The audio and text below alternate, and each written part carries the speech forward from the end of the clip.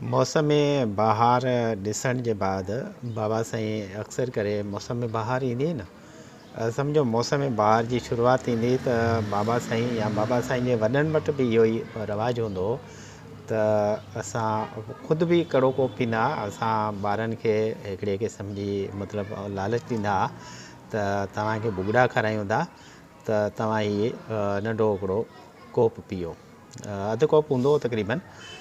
सो असीं पोइ उन भुॻड़नि जी लालच में उहो कोप पींदा हुआसीं, जंहिंखे असीं जेको आहे न कड़ो कोप चवंदा आहियूं। कड़ो कोप जेको आहे उन पीअण जा फ़ाइदा इहे हूंदा हुआ त जेके मतिलबु चओ त मार्च जे महीने में ई मखु मच्छर जो जेको आहे उहो मौसम शुरू थी वेंदो आहे त मखु मच्छर खां जेको सीज़नली बुख़ार थींदा आहिनि, माण्हू को मौसमी बुख़ार थींदा आहिनि, उन लाइ जेको आहे सो कड़ी कोप में वरी जेको आहे न उहो बचाव हूंदो।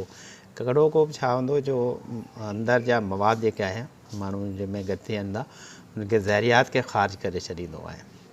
कड़े कोप पीअण सां पेट साफ़ु थियो वञे थो, मइदो साफ़ु थियो वञे थो ऐं काफ़ी शिकायतुनि में कड़ो कोप जेको आहे उहो पंहिंजो ऐं बदन खे हल्को करे छॾे थो। उन सां गॾोगॾु माण्हू जी तबियत खे हल्को करे थो। कड़ो कोप हिकिड़े क़िस्म जो हल्को फुल्को जुलाब आहे जेको आंडे खे बि साफ़ु करे थो, मैदे खे बि साफ़ु करे थो, जेके बि जिस्म जे अंदरि गिलाज़त गॾु आहे उनखे ख़ारिज करे छॾे थो। उन सबबु जेको आहे क़ुव्वत मदाफ़त जेको सिस्टम आहे, इम्यूनिटी सिस्टम, उहो माण्हू जो वधी वञे थो। पोइ मौसमी बुख़ार जेकॾहिं हर वक़्तु जिन माण्हुनि खे अक्सर मूं माण्हुनि खे जिन खे ॾिनो आहे त जिन खे हर साल मौसमी बुख़ार जी या का न का मसइलो थींदो हो या तेज़ बुख़ार ईंदा हुआ त उहे कड़े कोप पीअण खां पोइ जेको आहे न उन्हनि खे उहो बुख़ार जी शिकायत जे थींदी हुई त नॉर्मली यानी हिकिड़ी न हुअण जे बराबरि ऐं ज़्यादा शिकायत कोन थींदी। सो हीअ हिकिड़े क़िस्म जो कड़ो कोप आहे जेको तक़रीबन हिन मां 2 डोज़ आहिनि त मतिलबु सुबुह जो नेराने पीअणो हूंदो आहे ऐं नेराने पी ऐं कलाक ॿ छॾे पोइ जेको आहे उहो भत जी खिचड़ी खाई विधी वेंदी। असांखे यादि आहे त असांखे बाबा साईं जॾहिं पीआरींदो हो पोइ पीअण जे मथां छो त पीअण में थोरो इंतिहाई त कड़ो कोन्हे, हाणे त असां जहिड़ा त पियो वञनि, पर बचपन जे हिसाब सां असां लाइ इंतिहाई कड़ो हूंदो। पोइ पीअण खां पोइ असांखे यकदमि भुॻड़ा ॾिना वेंदा। अॼु बि हिन जी जेका पीअण जी तरकीब आहे उहा ई आहे, भुॻड़ा मुठ में रखी बीहो, कोपनि जो पी मथां भुॻड़ा खाई छॾो। पोइ छा हूंदो, असांखे इंतज़ारु हूंदो दही वारी खिचड़ी जो, मतिलबु दही वारी जेका खिचड़ी ठहंदी आहे न उन जो इंतज़ारु हूंदो। हिन जे मथां वरी कलाक ॾेढ खां पोइ दही वारी खिचड़ी खाइबी आहे ऐं हीअ छा कंदो त अधु कलाक जे अंदरि जेको आहे उहो हल्का फुल्का जेको मोशन जेको आहे उहो तक़रीबन 4 खां 5 जे अंदरि मोशन कराईंदो ऐं इंतिहाई जेके क़िस्म जो तव्हांजो गलीज़ कट जिस्म मां ख़ारिज करे थो। सो हींअर मार्च अची चुको आहे या अचण वारो आहे, बहार बरल बहार अची चुकी आहे। हमेशह जुलाब पीअण जो मौसम बहार हूंदो आहे।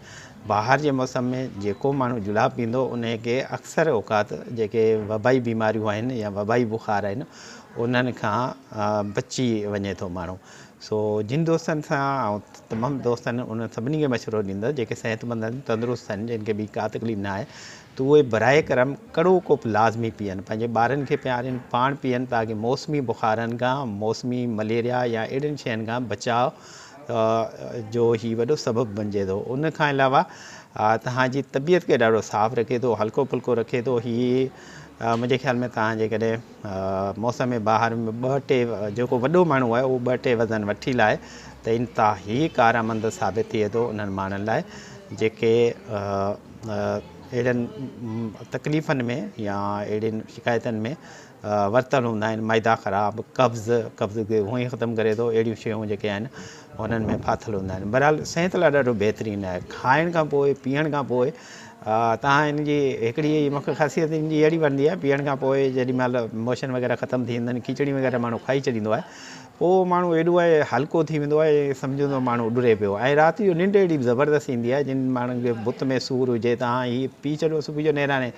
तव्हांजा बुत जा सूर सफ़र काॾे वेंदा हलिया, ऐं पेरनि जा तओ वग़ैरह बहरहाल कंहिं बीमार लाइ मशवरो कोन्हे, जेको चङो भलो माण्हू आहिनि उन लाइ मशवरो। हाँ, जंहिंखे कब्ज़ी आहे, मैदो ख़राबु आहे, पेट में पेट वधियल आहे, भूख लाइ त पेट जूं बीमारियूं आहिनि, उहो पी सघे थो। बाक़ी को अहिड़ो मरीज़ आहे, मतिलबु ब्लड प्रेशर जो आहे, दिलि जो मरीज़ आहे या अहिड़नि बीमारियुनि लाइ हीअ कोन्हे। हीअ फस्ट मतिलबु तव्हां इहे सफ़ाई वारो अमल कंदो। सो दोस्तनि खे मशवरो आहे त कड़ो कोप ज़रूरु पीअनि ऐं सीज़न में पीला कनि। 6 महीने जुलाब ज़रूरी आहे हिकमत जे हिसाब सां।